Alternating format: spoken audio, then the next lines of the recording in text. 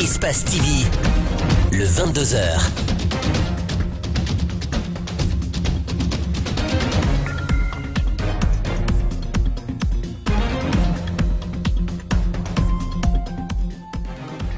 Bonsoir à tous, bienvenue aux 22h d'Espace TV.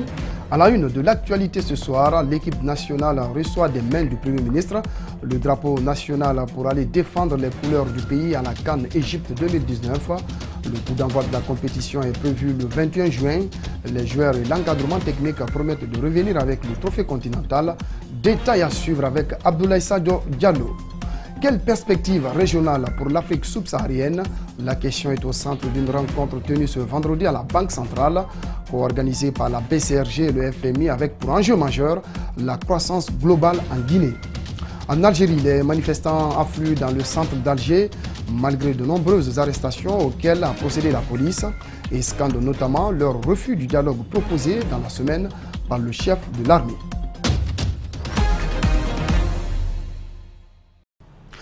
Voilà pour le sommaire. Merci de nous rejoindre au compte de cette édition d'information version soirée. Le Sili national vient de recevoir officiellement le drapeau de la Guinée pour aller défendre les couleurs du pays à la CAN Égypte 2019, prévu du 21 juin au 14 juillet. Présidé par le Premier ministre Kassory Fofana, l'événement s'est tenu ce vendredi au ministère des Affaires étrangères en présence des autorités sportives et administratives. Le capitaine du Sili national promet de revenir avec la coupe cette année. Reportage Abdoulaye Sadio Diallo, Aboubakar Din Kamara. Kassory Fofana remet l'emblème de la Guinée au capitaine du Sili national, Ibrahima Traoré. C'est pour défendre les couleurs et l'honneur du pays à la 32e édition de la Coupe d'Afrique des Nations de football Égypte 2019. La FEGIFOOT dit avoir confiance en l'équipe et à ses potentialités. Elle fonde beaucoup d'espoir quant à la réussite du Sili dans cette compétition. Promettre à vous et au peuple de Guinée une meilleure représentation digne de notre patrie, de laquelle ils reçoivent désormais mandat de prendre part à cette compétition continentale. Plus ambitieux, le ministre des Sports espère que les poulains de Paul Put vont soulever le trophée continental cette année. La remise du tricolore national est un appel à votre sens et une pique de votre devoir patriotique pour la défense de l'honneur de la patrie. Pour Ibrahima Traoré, la 12e participation de la Guinée à la CAN sera l'année de la consécration. Au nom de toute l'équipe, qu'on fera tout vraiment pour rendre une fierté à ces Guinéens qui en ont besoin. Et on se porte garant et je m'engage à ce qu'on va réaliser la meilleure compétition que la Guinée ait jamais vue. Pour accompagner l'équipe nationale, les moyens ne feront pas défaut, réagit le Premier ministre Ibrahima Kassory Fofana. Il compte surtout sur les promesses des joueurs et de leur coach. Vous avez dit que vous irez plus loin que la Guinée n'a jamais fait. Alors, nous prenons note de cet engagement. Avec tout notre engagement, avec toutes nos prières, la Guinée vous accompagne. La sélection guinéenne quitte Conakry ce samedi à 13h pour rallier Marrakech, où elle effectuera une préparation de 2 semaines avant de rejoindre l'Égypte. Pour ce déplacement, un vol spécial a été affrété, souligne Kassory Fofana. La CAN 2019, c'est du 21 juin au 17 juillet. Justement, on reste dans le même registre pour dire que dans son discours plein de chaleur, le coach du Sili national a promis de faire un bon parcours avec l'équipe nationale lors de cette compétition. Paul Put décide même de ramener le trophée en Guinée. Ses propos sont recueillis par nos reporters. On l'écoute. Quand je parle de mes joueurs, on parle de qualité.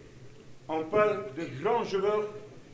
Malheureusement, qu'ils n'ont pas prouvé déjà quelque chose pour le pays, mais maintenant, ils sont prêts pour donner le choix, pour donner la fierté au public guinéen.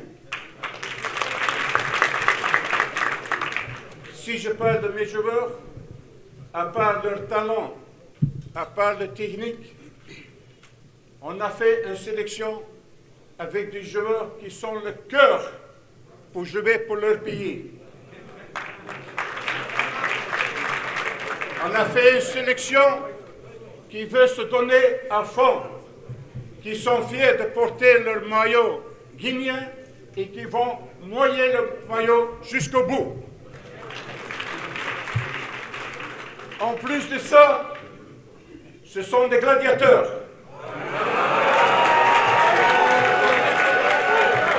Ce sont des gladiateurs qui vont faire le combat à chaque jour, à chaque semaine, jusqu'au bout, jusqu'à la fin.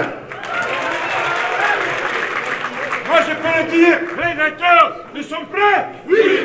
Nous sommes prêts? Oui! Nous sommes prêts? Oui! Monsieur le Premier ministre, pour terminer, je te promets que nous serons votre meilleur ambassadeur de la Guinée de tous les temps. Merci.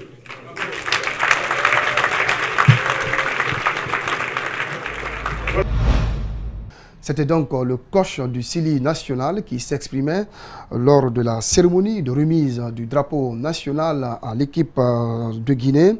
Bonne chance donc à notre 11 national.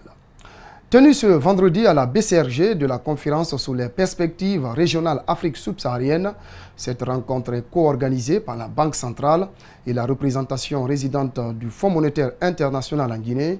L'objectif est de mieux faire comprendre aux professionnels des banques et finances les enjeux de la croissance globale en Guinée. Explication Ouminatou Sidibé, Yacouba Traoré. Ce panel est une politique qui vise entre autres à inciter les acteurs économiques du pays à s'intéresser aux questions économiques. Ils pourraient ainsi contribuer au débat en vue d'améliorer leur compréhension en matière de consommation d'épargne et d'investissement. Le niveau de cette croissance soit différent selon que les pays soient producteurs dotés en ressources naturelles ou pauvres en ressources naturelles. Le paradoxe qui a été relevé, c'est que les pays riches en ressources naturelles enregistrent des taux de croissance plus faibles que les pays qui n'en sont pas dotés. Ce qui induit en filigrane la nécessité de diversifier l'économie. La croissance tirée par les ressources naturelles est certes très salutaire. La présentation a laissé place à des interventions remarquables des participants. Ils ont compris et apprécié le niveau de la croissance dans les pays de l'Afrique subsaharienne. Cet atelier nous a permis de mieux comprendre les enjeux, de mieux comprendre la situation très spécifique de la Guinée et qui est très intéressante aussi et qui nous permettra, je pense, de donner un boost à l'économie et à la façon de travailler. La dernière chose que j'aimerais mentionner, c'est la partie éducation. Parce que les panélistes, la personne ressource, ils ont tous abordé des sujets de manière simple, pour qu'on puisse les traduire dans la vie de tous les jours. Le conférencier a indiqué que la croissance dans le contexte africain doit être élevée à cause de la croissance de la population et du chômage. Il propose donc: il faut créer beaucoup de postes de travail pour la génération jeune et résoudre beaucoup de problèmes sociaux qui existent à ce moment dans le contexte africain. Cette conférence s'inscrit dans le cadre de la politique instituée par la Banque centrale pour participer à l'éducation économique financière des Guinéens comme composante incontournable de l'inclusion économique et financière. Le président de l'Union pour le progrès de la Guinée réagit à l'actualité politique du pays. La situation du parti UPG, à la tête de laquelle il a été remplacé par Jacques Bonemi, et le débat sur la nouvelle constitution. Maître Alfred Matos a donné son point de vue sur ces questions. C'était à l'occasion d'une interview qu'il a accordée à un reporter. Mariam Fodé Camara, Ibrahima Souma. Son mandat de 4 ans devait courir jusqu'en 2020, mais il a été écourté par un congrès extraordinaire tenu à Conakry qui a porté Jacques Bonimi à la tête de l'UPG. Depuis le mois de mars dernier, un bras de fer oppose les deux hommes. Pour Maître Matos, il reste le seul président légal de l'Union pour le progrès de la Guinée. Je suis élu pour 4 ans, depuis 2016, je demeure légalement président de l'UPG. Sur ce qui est de la reconnaissance de Bonimi par le ministère de l'administration du territoire, le président est clair.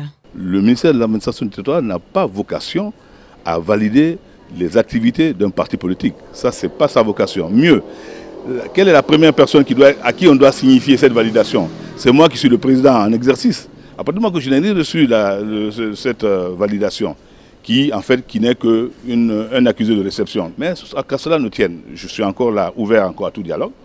Mais je dis que si cette dissidence-là perdure pour amuser la galerie, à savoir que les militants soient perturbés par ils ne savent pas à quoi s'en tenir, on tirera les leçons. Le débat sur la nouvelle constitution a aussi été évoqué par le président de l'UPG. Maître Alfred Matos exige le respect de la constitution en vigueur, mais il invite ceux qui sont pour la démarche d'utiliser les moyens légaux. Moi, par principe, en tant que juriste, il y a une constitution qui est en vigueur, elle doit être respectée.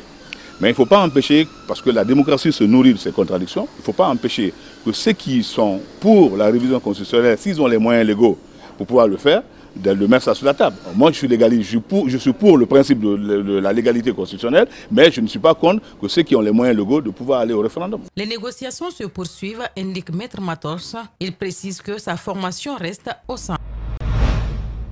Dans le reste de l'actualité, la 4e édition de la Semaine du numérique débute dans quelques jours.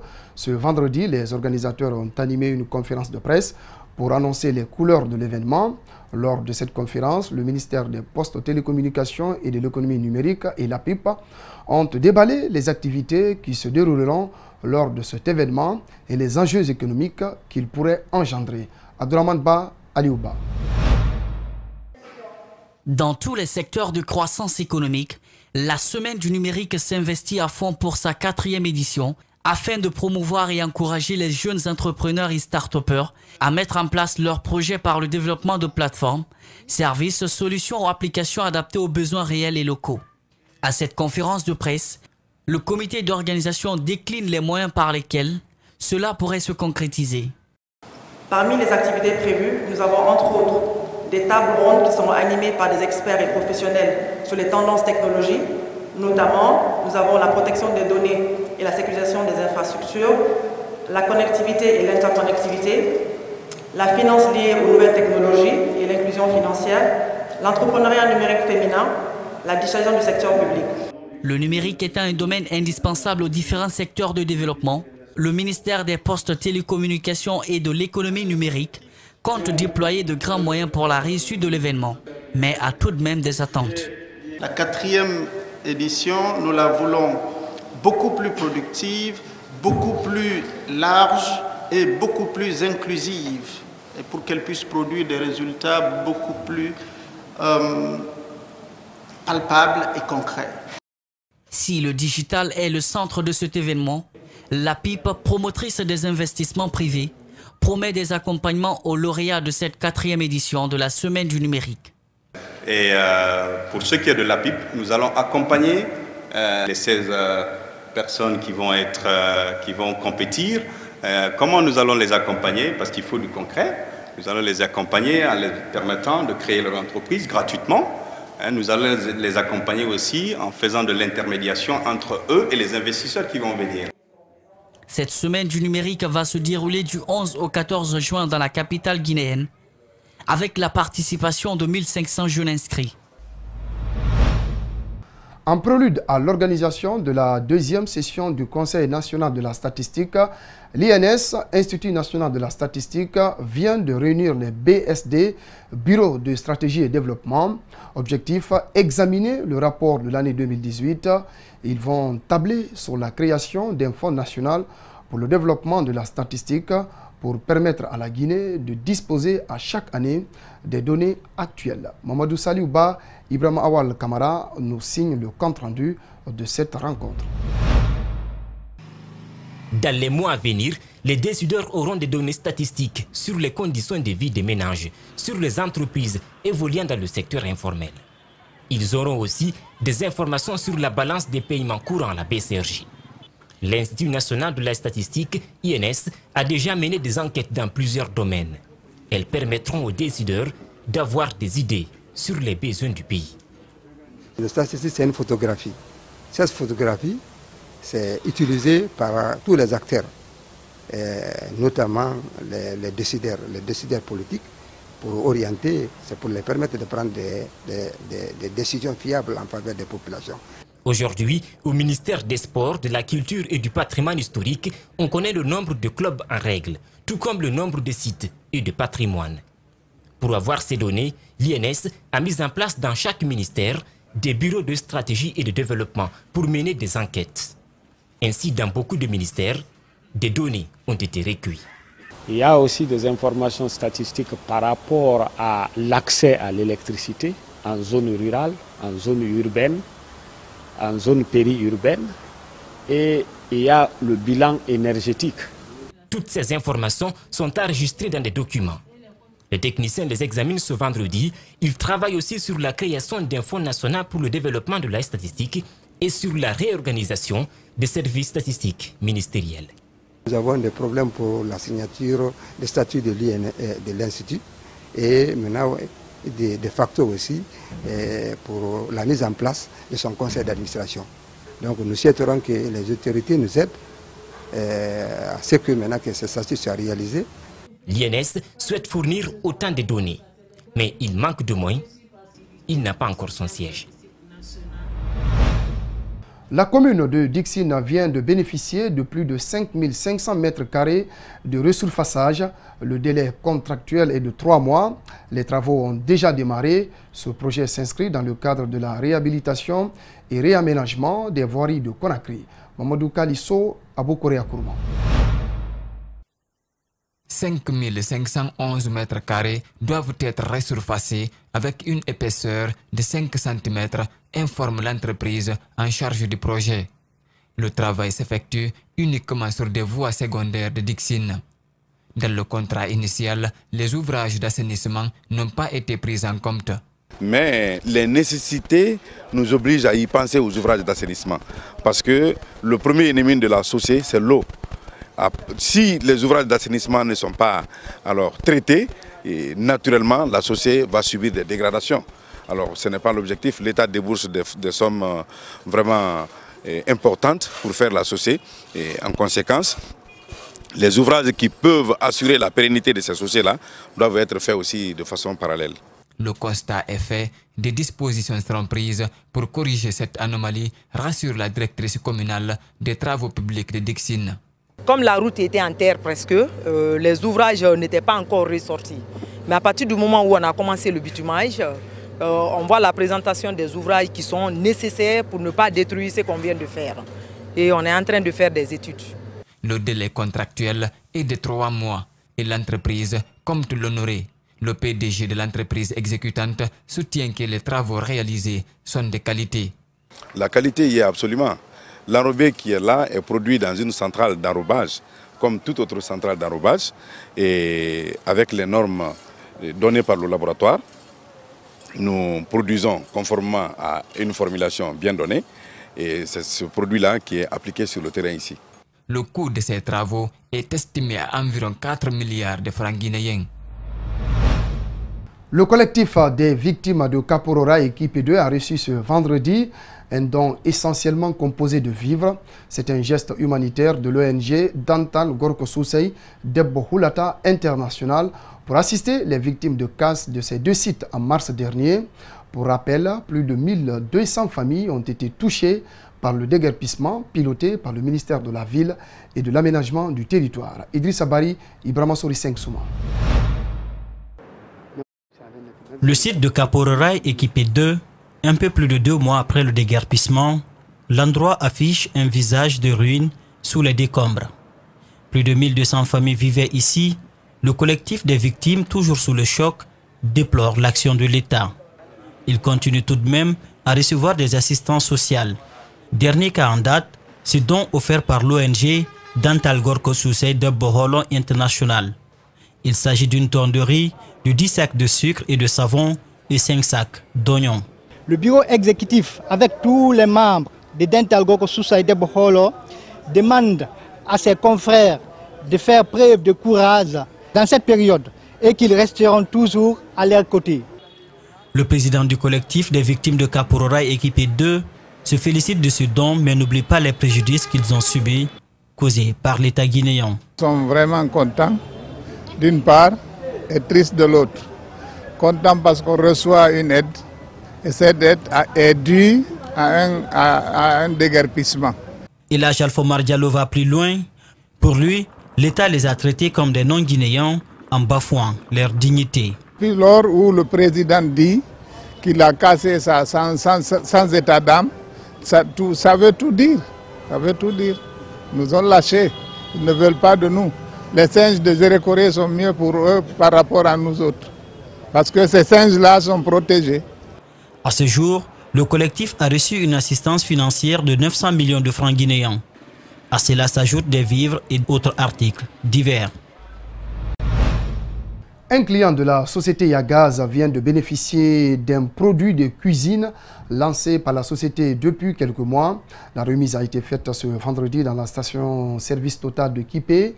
Le bénéficiaire de ce produit est devant le micro de nos reporters, Mohamed Valek Touré, Djibril Kaba Kamara. Alassane Diallo est tout heureux. Il est le nouveau bénéficiaire d'une bonbonne Yagaz pour une cuisine rapide et efficace. Une promo lancée sur une radio de la place en vue d'aider les femmes à préparer de manière saine. Partenaire à la protection de l'environnement, Yagaz est à son premier don depuis son implantation en 2014. Je ressens une joie immense. Je suis très ému d'avoir reçu le cadeau que j'ai eu. Je remercie toute l'équipe de Yagaz de m'avoir donné l'opportunité de participer au jeu et de recevoir ce cadeau. Ticotac Livraison est leader de l'acheminement de gaz à domicile. Le service offre à ses clients des produits innovants et professionnels dont le seul but est d'aider les femmes en matière de cuisine. Aujourd'hui, nous avons un bénéficiaire pour le moment. Nous comptons en avoir beaucoup plus dans le futur.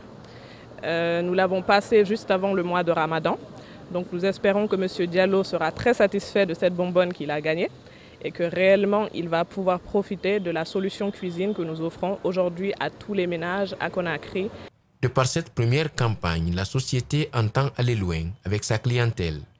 La question était de savoir combien de types de bouteilles est-ce que Yagaz commercialise. Et aujourd'hui, il a bien répondu en disant que nous commercialisons 4 types de bouteilles. La bouteille de 6 kg, la bouteille de 12,5 kg, la bouteille de 35 kg et la bouteille de 50 kg.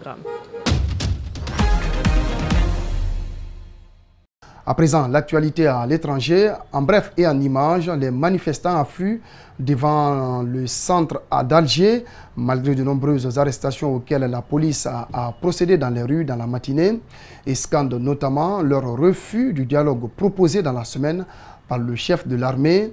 Pour rappel, le pays est plongé dans une crise politique et sociale depuis la démission de l'ancien président Abdelaziz Bouteflika.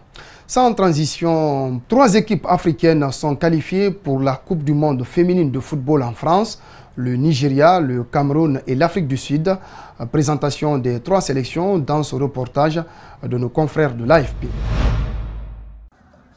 Ce sont les plus expérimentés et les plus titrés.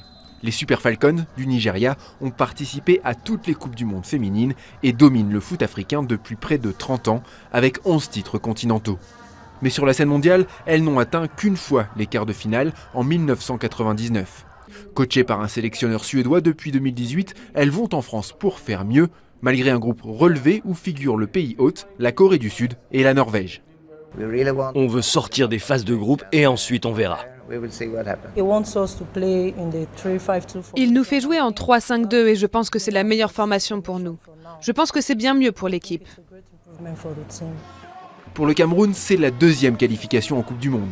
Elles ont atteint les 8e en 2015 au Canada et espèrent faire encore mieux si elles sortent d'un groupe à leur portée avec la Nouvelle-Zélande, les Pays-Bas et le Canada. Leurs adversaires sont prévenus, les Lionnes indomptables ont faim. On travaille très dur justement pour pouvoir aller le plus loin possible et ramener la coupe ici. Comme toute lionne qui va en brousse, on va chasser. On va chasser et nous sommes sûrs de remporter, ramener les proies. Parce que la lionne, quand elle va, elle ne rentre pas dans les mains vides. L'Afrique du Sud enfin jouera en France sa toute première Coupe du Monde. La partie s'annonce compliquée dans un groupe difficile avec l'Allemagne et la Chine, 2 grandes puissances du foot féminin, et l'Espagne. Mais les Banyana, les filles en langue sesotho, sont tout de même vice-championnes d'Afrique et comptent dans leur rang celles qui ont été élues respectivement meilleure coach et meilleure joueuse africaine en 2018, la sélectionneuse Désirée Ellis et l'attaquante Tembi Katlana. Aujourd'hui, on est bonne, demain, on sera meilleur et le jour d'après, on sera génial. Donc oui, les gens disent qu'on est dans un groupe de la mort, mais d'ici à la Coupe du Monde, on sera meilleur en tant qu'équipe et elles ne sauront pas à quoi s'attendre. On a fait un très bon résultat à la Coupe d'Afrique, même si là, on sait que ce sera 1 ou 2 niveaux au-dessus. Mais en y allant avec la même attitude, le même engagement, la même discipline, on peut être au niveau. Aucune sélection du continent, masculine ou féminine, n'a dépassé les quarts de finale d'une Coupe du Monde. L'objectif peut sembler lointain, mais ces 3 équipes sont bien décidées à porter haut les couleurs de l'Afrique. Voilà, c'est la fin de ce rendez-vous d'information. Merci de votre aimable attention. Rendez-vous sur notre site espacetvguinée.info pour revoir ce journal. À toutes et à tous, merci de votre fidélité au programme d'Espace TV.